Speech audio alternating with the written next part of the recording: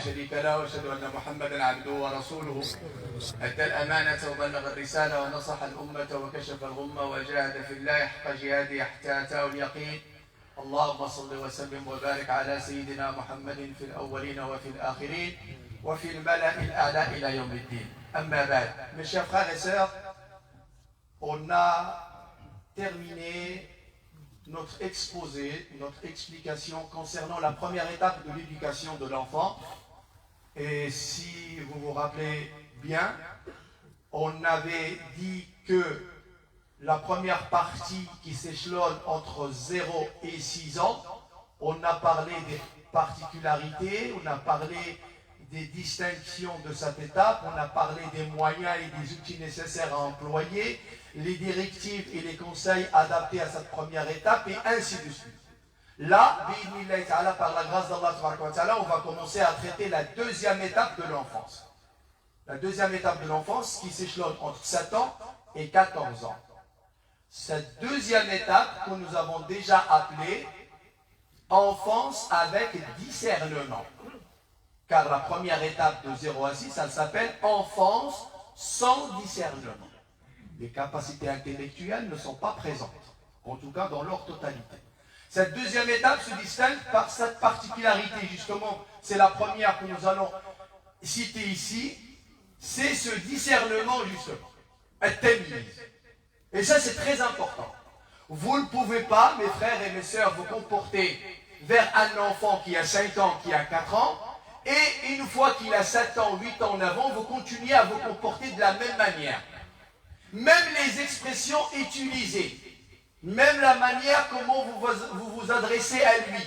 Vous devez absolument dans votre langage, dans vos conversations, dans votre façon de vous comporter et de le responsabiliser, il doit ressentir que lui-même, même s'il n'est pas attentif à cela, qu'il est rentré dans une période nouvelle, c'est celle du discernement. Tout simplement parce qu'il y a une deuxième particularité là, qui va commencer aussi à se développer, ce sont ses capacités intellectuelles. Ça veut dire, il est dans le discernement, ça veut dire qu'il commence à se préparer à la responsabilité d'être chargé des commandements d'Allah Tabaraka wa Ta'ala, des recommandations prophétiques et autres. Et donc automatiquement, quand Allah Tabaraka wa Ta'ala veut charger et rendre les agissements et les pratiques obligatoires, tout ça est lié à ses capacités intellectuelles. Et voilà pourquoi, alhamdulillah, l'enfant quand il arrive à l'âge de 7 ans, il y a un certain nombre d'organes dans son corps qui se développent. Il y a une évolution. Et automatiquement, la manière avec laquelle vous allez vous comporter, elle doit aussi évoluer. Elle doit aussi être soumise à un progrès, à une progression, de manière vraiment à avoir le vrai suivi de l'enfant. Vous ne pouvez pas vous comporter de la même manière. Ce n'est plus un enfant qui n'arrive pas à faire la part des choses. C'est un enfant qui commence à devenir intelligent. Et malheureusement, comme je disais tout à l'heure, le prophète Mohammed, quand il a bien précisé, instruisez, enseignez, apprenez à vos enfants à partir de l'âge de 7 ans. Parce qu'effectivement, là, ils commencent à avoir les capacités nécessaires pour pouvoir assimiler et comprendre les messages et les instructions et les directives qui vont lui être données. Donc, ceux qui font un enseignement prématuré, c'est parce qu'ils ont entendu dans la biographie de l'imam Malik ou de l'imam Shafi'i ou de l'imam Bukhari qu'il a commencé la mémorisation du Saint-Coran à l'âge de 5 ans, ou l'imam Ahmed ibn Hanbal qui a commencé à apprendre le Coran beaucoup plus tôt que ça, et ainsi de suite. Allah, comme les frères et les sœurs, ne faites pas d'une particularité une généralité. Si vous regardez au sein de la communauté musulmane, il n'y a pas 200 imams Malik, il n'y a pas 500 imams Ahmed ibn Hanbal, il n'y a pas 1000 imams al-Bukhari, il n'y a pas 2000 imams muslims. Ce sont des hommes à qui Allah Tabaraka wa Ta'ala a donné un privilège d'une très grande particularité.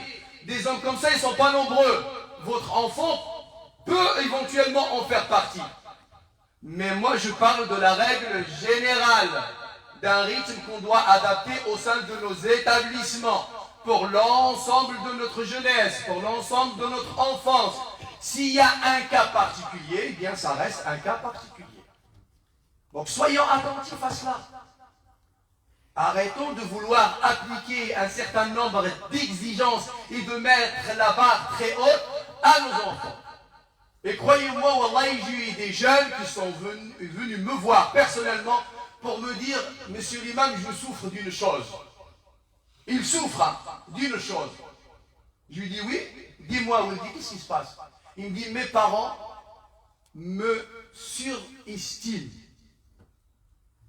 Ils pensent que je suis capable d'avoir 18 de moyenne partout. Je peux être bon en maths, en physique, en chimie, en français, en philo, en économie. Ils pensent, eux, mes parents, qui n'ont jamais fait d'études, que j'ai les capacités de devenir quelque chose, etc. Mais moi, je me bats, je me bats, je me bats, je me bats. Mais j'arrive pas à avoir ces notes-là. Mais j'arrive pas à le faire comprendre à mes parents. Ils sont dans une surestime de leur enfant. Et donc, ils lui mettent la barre très haute. Et malheureusement, l'enfant, il n'est pas épanoui. Il ne vit pas. Il souffre. Il stresse. Il a même commencé à développer en lui, voyez, en lui intérieurement, il commence à détester l'enseignement et l'école. Parce que pour lui, c'est de la pression. C'est de la pression. On exige, on exige, on exige. Non, il y a un effort d'adaptation. On doit faire attention à cela.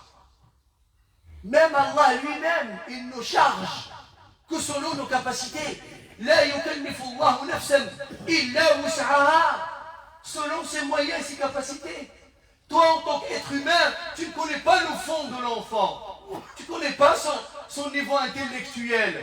Tu peux avoir quelques paramètres, quelques symptômes, quelques signes uniquement, et d'avoir une idée. Mais tu dois d'abord converser avec lui pour savoir s'il est vraiment capable ou pas, de voir son évolution. Et ça, c'est très important. Allah ibn fikum, soyez très attentifs et attentives, mes frères et mes sœurs, à cela, car c'est une chose beaucoup, très importante. Donc on a dit qu'il y a une grande évolution au niveau du développement, donc il faut absolument que notre manière d'éduquer, d'enseigner, de conseiller, de suivre, elle doit aussi être adaptée à cette période-là. Un enfant qui devient intelligent, qui a le discernement, qui sait faire la part des choses, n'est pas un enfant qui ne savait rien de tout cela. Troisième point important, si vous vous rappelez très bien, on avait dit que entre 0 et 6 ans, il ne faut pas multiplier les destinations et les sources de l'éducation. J'avais même mis l'accent là-dessus, vous voyez, en vous disant, normalement, un enfant entre 0 et 6 doit passer beaucoup de temps auprès de sa mère et du temps à côté de son père. Les deux parents qui sont unanimes, tous les deux, il y a un consensus sur la méthode d'éducation. Il ne faut pas que déjà, cette première source qui sont les parents, il y a un désaccord sur l'éducation. Il y a un désaccord. Et ça, ce sont des cas qu'on a traités au sein de la communauté musulmane. Lorsqu'on dirigeait des écoles, ici en France, de l'enseignement religieux, on voyait que la maman, elle voulait un enseignement X et monsieur voulait un enseignement Z. Les parents ne sont pas d'accord sur l'évolution de l'enfant. Et l'enfant, il est dans une schizophrénie parce qu'il cherche à plaire à son papa, il cherche à plaire à sa maman et il ne sait plus où se donner de la tête. Donc s'il n'y a pas un accord entre monsieur et madame sur la manière comment vous voulez faire évoluer l'enfant, c'est négatif. Le père, il veut qu'il prie, la maman, elle dit c'est pas encore le moment. Le père, il veut que la fille, elle porte le hijab, et la sœur, elle lui dit non, c'est pas encore le moment. Ou l'inverse. Ou l'inverse.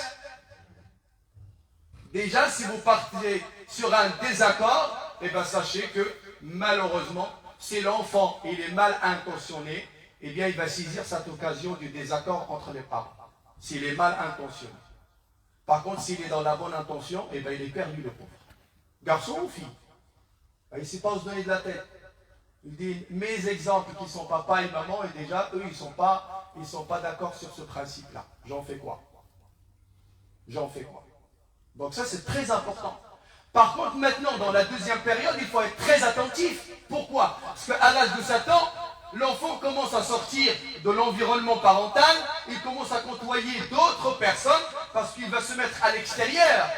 Il va fréquenter l'école, les clubs de foot, de sport, clubs de loisirs, le centre social, le quartier, etc., etc. Et donc là, il va être amené à côtoyer d'autres personnes. Et donc il faut être très attentif à ses relations sociales.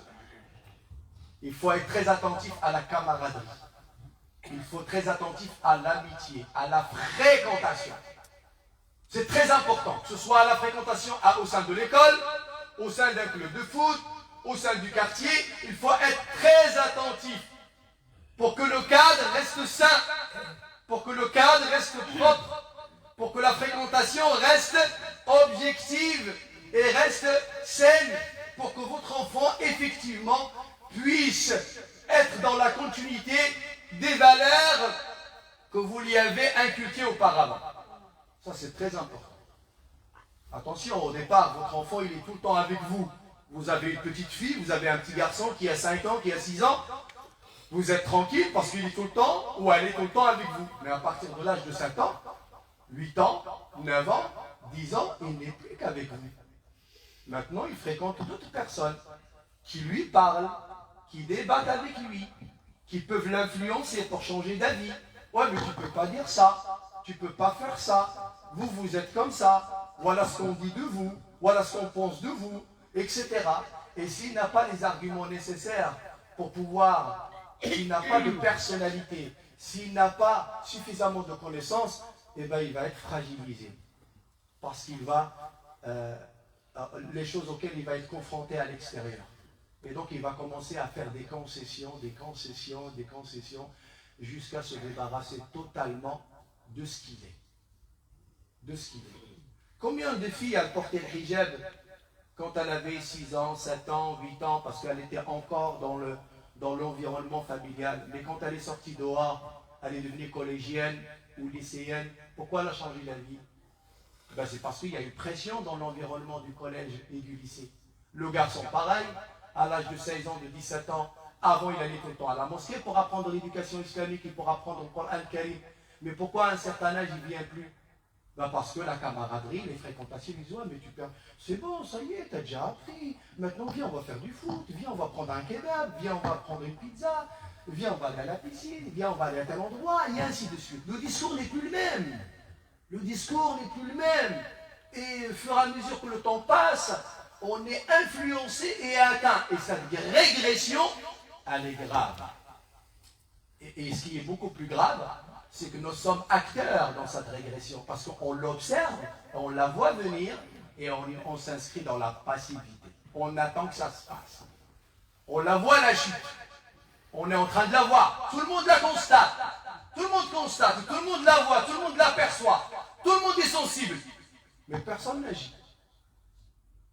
Tout le monde attend la fin de la chute. الله يحفظنا وإياكم. عباد الله إن الله وملائكته يصلون على النبي يا أيها الذين آمنوا صلوا عليه وسلموا تسليما صلى الله عليه وعلى آله وصحبه وسلم تسليما كثيرا وارض اللهم عن الخلفاء الأربعة وعن الست الباقين من العشرة اللهم انفعنا بمحبتهم واحشرنا يا مولانا في زمرتهم اللهم اغفر للمؤمنين والمؤمنات المسلمين والمسلمات الأحياء منهم والأموات ربنا اغفر لنا ذنوبنا ويسر لنا أمورنا واختم بالباقيات الصالحات أعمالنا ربنا عجز الطبيب فداونا وفسد الزمان فنجنا وضعفت حيلتنا فقونا اللهم أرنا الحق حقا وارزقنا اتباعه وأرنا الباطل باطلا وارزقنا اجتنابه اللهم وفقنا لما تحبه وترضى به عنا يا ذا الجلال والإكرام اللهم حبب إلينا الإيمان وزينه في قلوبنا وكره إلينا الكفر والفسوق والعصيان واجعلنا اللهم من الراشدين اللهم آت نفوسنا تقواها وزكها أنت خير من زكاها، أنت وليها ومولاها برحمتك يا أرحم الراحمين يا رب العالمين.